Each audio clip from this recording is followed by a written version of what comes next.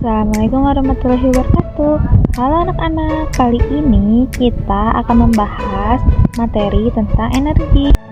Materi yang akan kita bahas adalah yang pertama, sumber-sumber energi, yang kedua, perubahan bentuk energi, yang ketiga, energi alternatif, dan yang keempat, cara menghemat energi. Apakah ada yang tahu apa itu energi? Energi adalah kemampuan untuk melakukan usaha.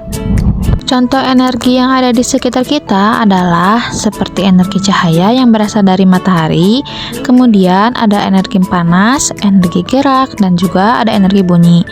Nah, energi itu tidak dapat dilihat ya anak-anak, tetapi bisa kita rasakan. Energi ini tidak dapat dimusnahkan, tetapi dapat berubah dari satu bentuk ke bentuk lainnya. Energi ini berasal dari sumber energi. Apa yang dimaksud sumber energi? Jadi, berikut ini akan kita bahas. Sumber energi merupakan segala sesuatu yang ada di sekitar kita yang menghasilkan energi.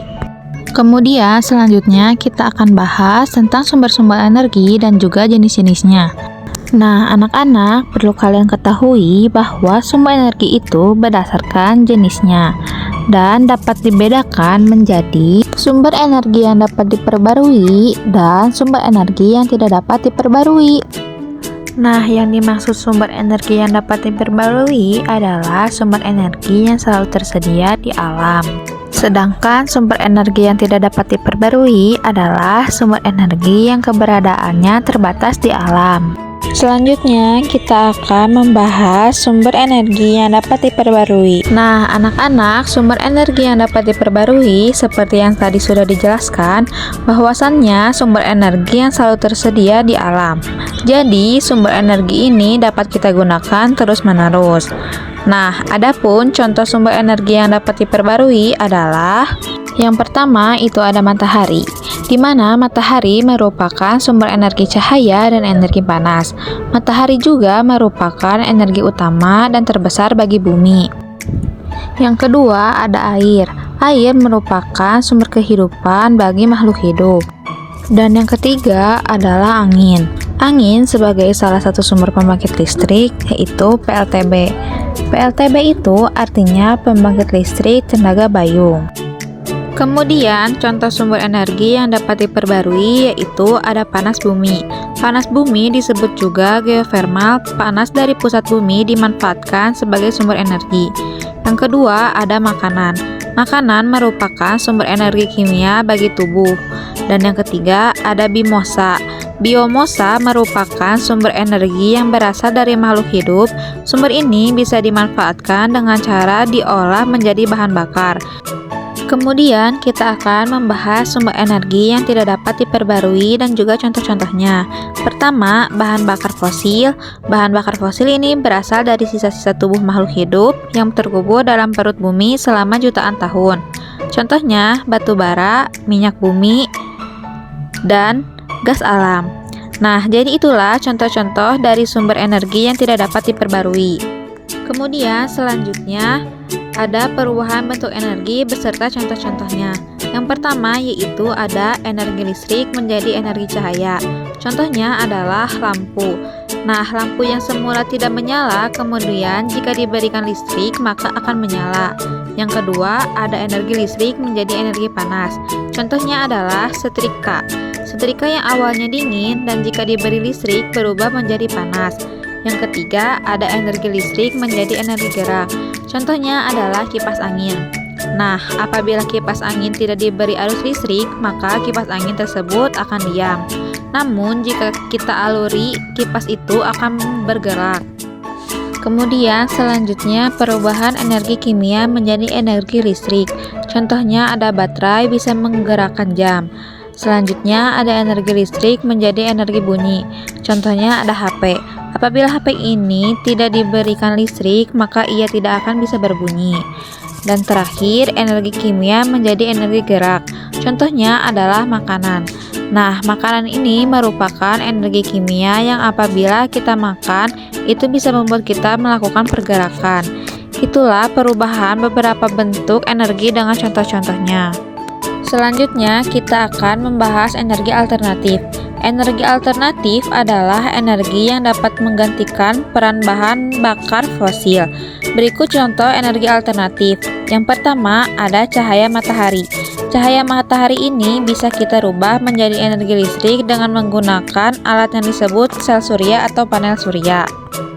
Jadi, dengan panel surya ini kita bisa menghasilkan listrik melalui PLTS atau pembangkitan listrik tenaga surya. Yang kedua ada air. Air bisa kita gunakan sebagai energi alternatif, yaitu untuk menghasilkan pembangkitan listrik. Jadi dengan adanya air bisa kita manfaatkan untuk membuat bendungan untuk menghasilkan pembangkitan listrik. Adapun pembangkitan listrik dari air kita sebut dengan PLTA atau pembangkitan listrik tenaga air. Yang ketiga ada angin, di mana angin ini bisa kita gunakan sebagai pembangkit listrik dengan alat yang disebut kincir angin. Nah, melalui kincir angin ini nantinya akan menghasilkan arus listrik yang kita sebut pembangkit listrik tenaga bayu atau PLTB. Kemudian ada bahan bakar bio. Nah, bahan bakar bio ini berasal dari tumbuh-tumbuhan.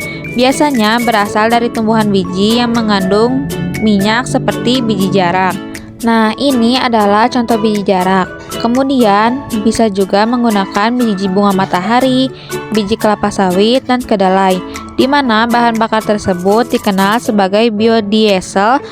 Biodiesel dapat digunakan sebagai pengganti solar. Kemudian ada juga bahan bakar biogas. Nah, bahan bakar biogas ini biasanya berasal dari kotoran hewan ternak, baik itu sapi ataupun babi. Bahan bakar tersebut dikenal sebagai biogas. Bahan bakar biogas ini dapat dimanfaatkan sebagai pengganti gas LPG. Caranya, kotoran hewan ternak ini kita tampung di dalam tanah menggunakan bak penampung, kemudian diolah. Nantinya kotoran ternak ini akan menghasilkan gas metahan. Kemudian gas metahan ini kita alirkan dan ditampung hingga akhirnya menjadi gas LPG. Nah, nantinya gas LPG tersebut bisa kita gunakan untuk memasak. Itulah contoh-contoh energi alternatif dan juga pemanfaatannya. Selanjutnya, kita akan membahas cara menghemat energi.